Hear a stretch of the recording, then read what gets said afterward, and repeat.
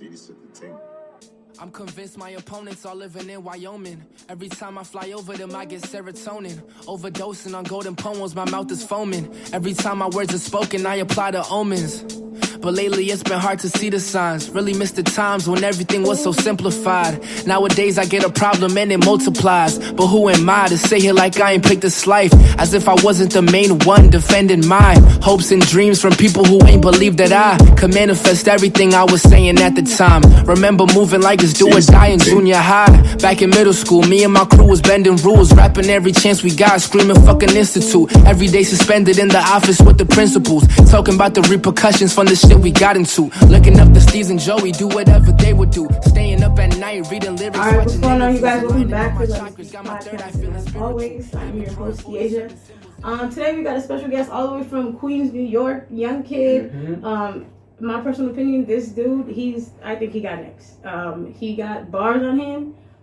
Young kid, talented, spitting, like I said, Queens, New York. Y'all give it up for my man, CamilosGraden. What's going on? What's going on? How you feeling?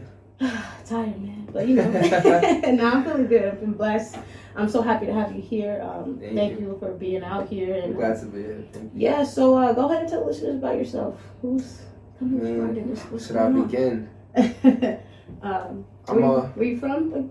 I'm from Queens, New York, from Okay. Rosedale, more specifically. That's a small town in Queens, right by the airport, right by JFK. So when y'all land to New York City, you know, right there.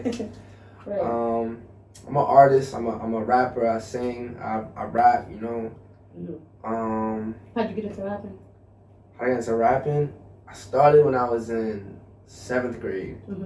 When my boy put me onto like Joey Badass, CamilosGraden, Pro Era, like that whole movement. Right. From there, I started like, you know, watching their videos on YouTube, and I fell in love with, you know, just the art of rapping. Like I used to really be into bars and stuff before I started like singing and everything. So I was really into like heavy old school hip hop and like, you know, heavy rap stuff. And I started like rapping at the lunch tables, you know, doing little ciphers outside of school with my friends.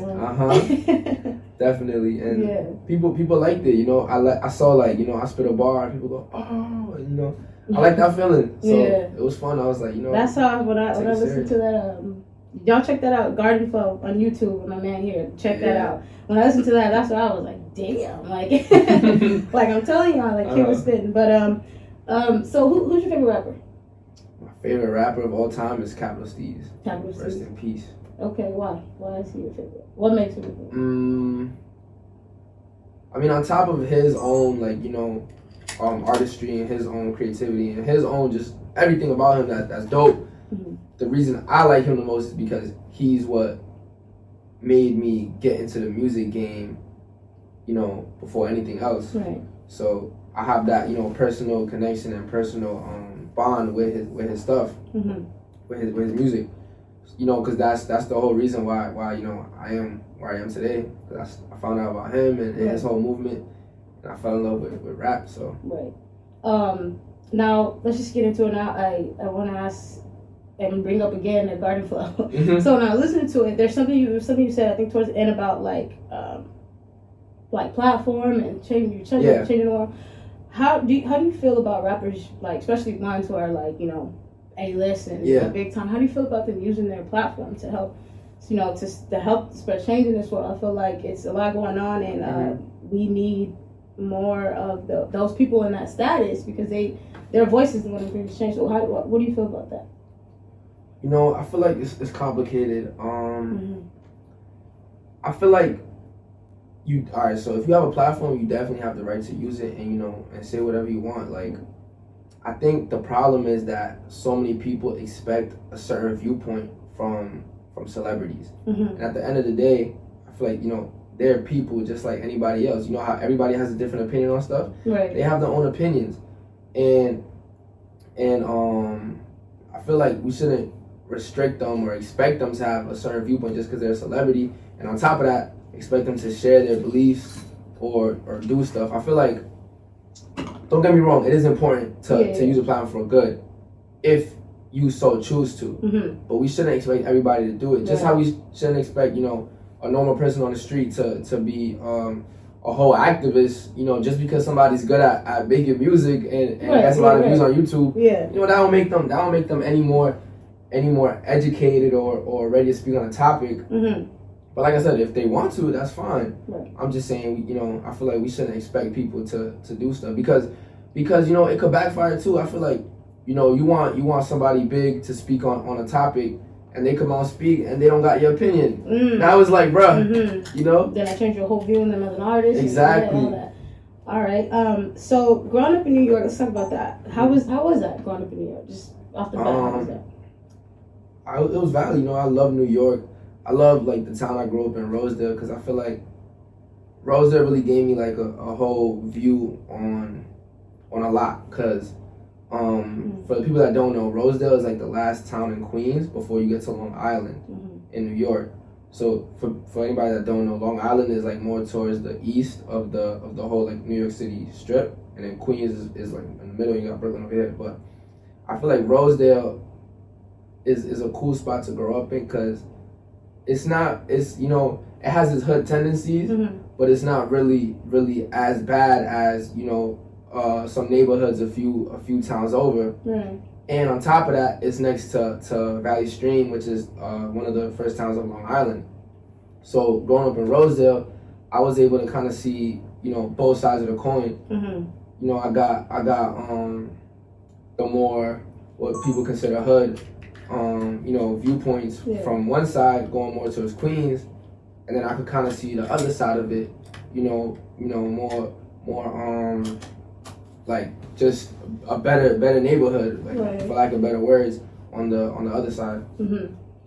So growing up in New York and, you know, being in high school, you said you started rapping in 7th grade? Yeah. So you grew up through high school. How do you feel like society, your teachers, how do you think they viewed you being a young rapper? Because me personally, I feel like a lot of times people just think, oh, he's a young rapper, like all he wants to do is, you know, talk about this and that, and like he's, you know, his head's not in the books, he needs to be trying to be this and that. Do you feel like people, like society judged you? Do you feel like they viewed you in a different way? You know, it's funny, I actually do feel that way to a certain extent.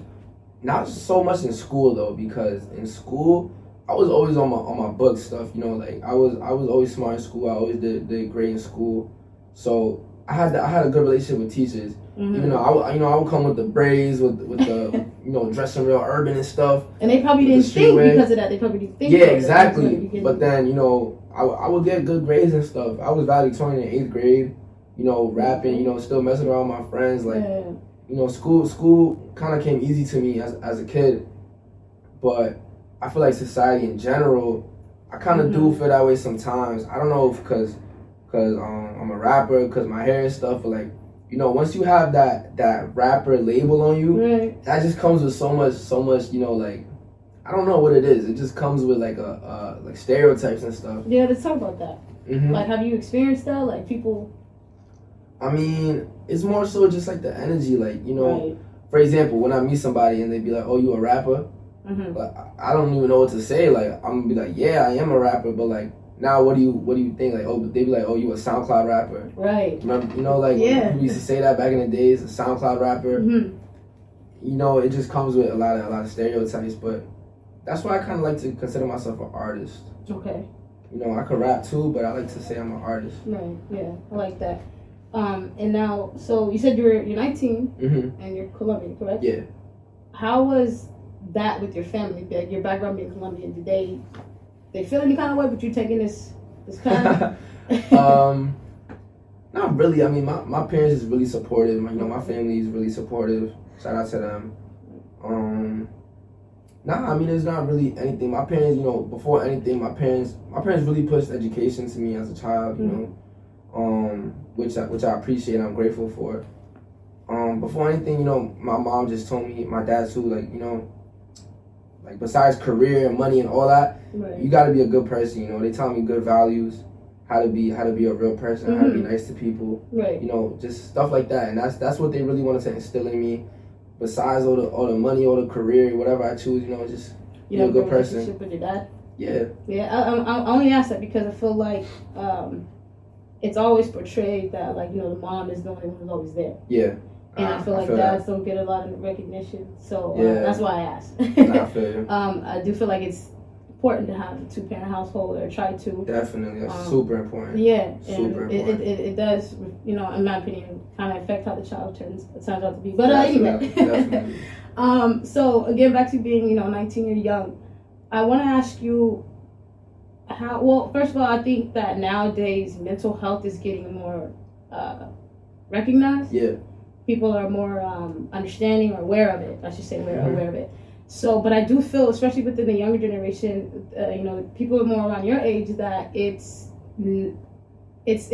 not talked about, or it's like as if a lot of kids are afraid to talk about it, speak out on it. And I feel like within the last couple of years, I've been hearing a lot of like youth being depressed and suicidal and stuff like that. So within like we got rappers like Juice WRLD, who's going through it. What I would say to do with Pete. Yeah. Even Mac, like So let's talk about that within the mental health, especially within the rap game and within men in the rap game. What's your take on that? I feel like that stuff is super important. Always good to take care of your mental health just as much as your physical health. You know what I'm saying? Right. I don't know. Like I feel like addiction is a serious problem, and that's something that I try to steer away from. Try to never go like down that path of doing that stuff, and I try to keep everybody around me safe and like off anything that they could get addicted to, because that's just a downward spiral. Like I don't know, like I can't judge anybody, because I never been in that position to where I was like really depressed or anything like that. Thank God. But I feel like I don't know, like I can't really speak on it, because I never really you know what I mean. What do you think, or why do you think, I should say, that the younger generation struggles with that so much? When I was I'm gonna throw my age out there. I just hit 30. Okay. So we had a 10-year difference basically, right? So, but when I was, growing up, like we had, my peers, certain people that I knew, who was going through depression. It's out there, but I do feel like it's more prominent now within the. I also agree. Yeah. But why do you think that is? And especially, in the music game too. I could give my opinion on it. What I think. Yeah. What do you think? You know what it could be? I feel like we live in an age of social media, and it's really, I'm not gonna talk down on Instagram and everything, because I like it. It's fun. I have a good time on that stuff. Right. But I feel like it has its downsides in a way where, like kids, they it's just comparison. It's straight up just comparison. Everything you see on your timeline.